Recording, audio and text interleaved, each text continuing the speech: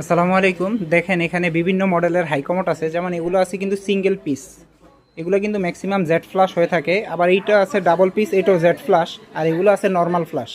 অনেক বাড়িওয়ালা অনেক ভিন্ন ভিন্ন চয়েস থাকে বা ভিন্ন ভিন্ন হাইকমোড সেটিং করতে চায়। সেক্ষেত্রে অবশ্যই আপনি হাইকমোডের জেড ফ্লাশ না নর্মাল ফ্লাশ ব্যবহার করবেন, সেটা অবশ্যই আপনি ইনস্টলের আগে মিস্ত্রিকে বলে নেবেন। তাহলে মিস্ত্রি আপনাকে ওই ধরনের কমোডগুলো আপনার সেট আপটা ওইভাবে করতে পারে, কারণ কমোডের বিভিন্ন সেট আপের কিন্তু বিভিন্ন সাইজ হয়ে থাকে।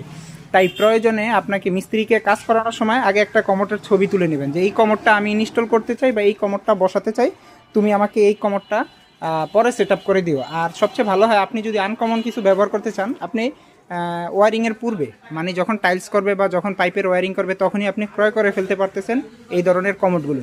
এতে করে আপনার আরও বেশি সহজ হয়। তবে আরেকটু সহজ করতে আপনি ছবিও তুলে পাঠাতে পারেন মিস্ত্রির কাছে, তাহলে মিস্ত্রি জেড ফ্লাশ না নর্মাল ফ্লাশ ব্যবহার করতে চান ওইটার মাপ অনুযায়ী আপনার সেট আপ করে রাখবে। ধন্যবাদ, আল্লাহ হাফেজ, আসসালামু আলাইকুম।